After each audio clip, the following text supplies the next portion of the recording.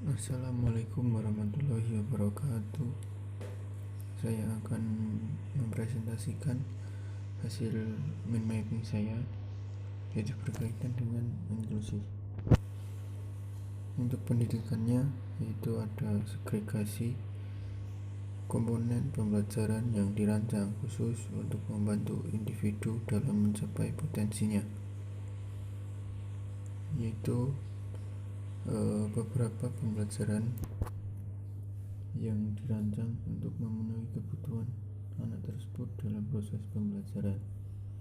Kemudian integratif, itu mengintegratifkan, menyatupadukan dan menggabungkan, mempersatukan, yaitu dengan menjadikan suatu pembelajaran terhadap anak kebutuhan khusus dan anak yang normal seperti biasanya.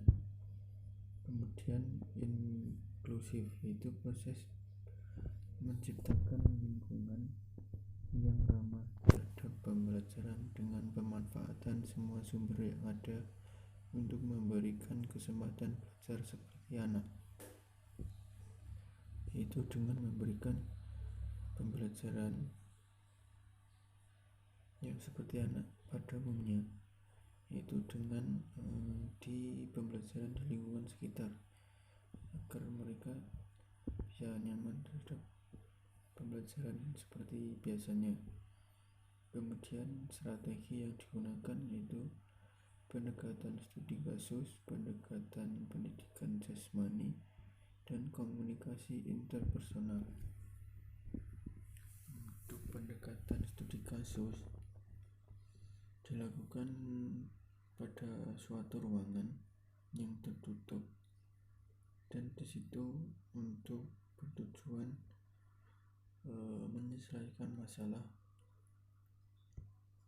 dari anak atau siswa yang mengalami masalah, dan perlu adanya studi kasus yang dihadiri oleh seperti bapak kepala sekolah, guru pendamping khusus, dan orang tua.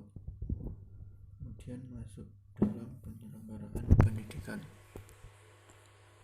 Untuk sistem penyelenggaraannya yaitu dengan dukungan administrasi, kondisi sekolah, pengetahuan, dan pendampingan guru. Untuk dukungan administrasi yaitu mengacu pada keuangan pada sekolah tersebut. Kemudian kondisi sekolah, itu kondisi yang memang sekolah tersebut memadai dalam proses pembelajaran untuk anak yang berkebutuhan khusus. Dan pengetahuan guru, yaitu pengetahuan terhadap bagaimana proses pembelajaran yang baik dan bagaimana caranya menyelesaikan masalah dan memberikan kesempatan kepada siswa anak yang berkebutuhan khusus mengembangkan potensinya. Kemudian identifikasi dan asesmen guru pendamping khusus, yaitu dengan mengetahui dan menilai anak yang mengalami kelainan pertumbuhan. Kemudian menyusun PPI yang disusun dan dikembangkan menjadi satu, yaitu sebagai guru pendamping khusus, yaitu mengetahui bagaimana kelainan pertumbuhan pada anak tersebut dan menilai bagaimana untuk mengatasinya. Kemudian kurikulum yang digunakan yaitu sesuai Permendiknas nomor 70 tahun 2009 tentang pendidikan. Selanjutnya fungsi evaluasi, yaitu fungsi sumatif, fungsi seleksi dan penempatan, dan fungsi diagnostik.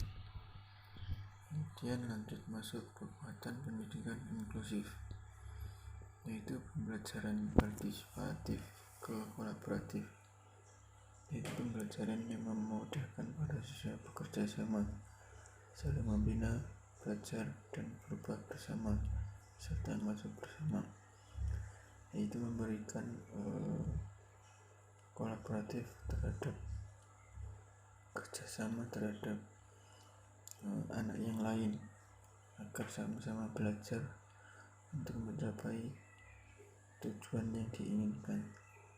Kemudian pelayanan, untuk pelayanan pendidikan untuk anak berkebutuhan khusus di lingkungan sekolah normal tanpa adanya diskriminasi atau pembatas dalam bersosialisasi, yaitu memberikan kesempatan kepada seluruh anak berkebutuhan khusus untuk saling berkomunikasi dan tidak ada pembatas dalam komunikasi, saling bercanda, saling tukar pikiran.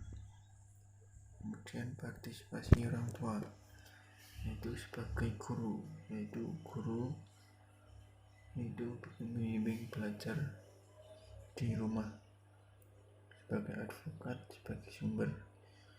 Untuk sebagai sumber yaitu sumber untuk peningkatan motivasi pembelajaran dan lain-lain. Sebagai diagnosisian, kemudian sebagai pendamping utama, yaitu utamanya sebagai orang tua, yaitu membina dan membimbing anaknya untuk belajar. Kemudian sekolah dan pemerintah. Sekolah sebagai penyelenggara dalam pendidikan inklusi, sedangkan pemerintah yang memiliki kebijakan dan wewenang tersebut. Kebijakan yang tersebut harus jelas agar semua kegiatan nantinya dapat berjalan dengan baik dan lancar. Itu untuk sekolah, yaitu sebagai penyelenggara, sedangkan pemerintah sebagai kebijakan yang memberikan kebijakan untuk mendirikan pendidikan inklusi, yaitu agar memperoleh izin yang benar dan kegiatannya dapat berlanjut dengan lancar. Kemudian masuk kepada anak kebutuhan khusus. Ada beberapa yang utama, yaitu tunalaras dan tunadaksa. Untuk tunalaras itu anak yang memiliki perilaku yang kurang baik, entah dalam masyarakat atau saat mengikuti pembelajaran di sekolah.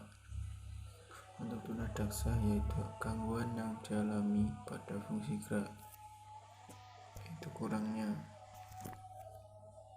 fungsi dalam gerak pada suatu tubuh.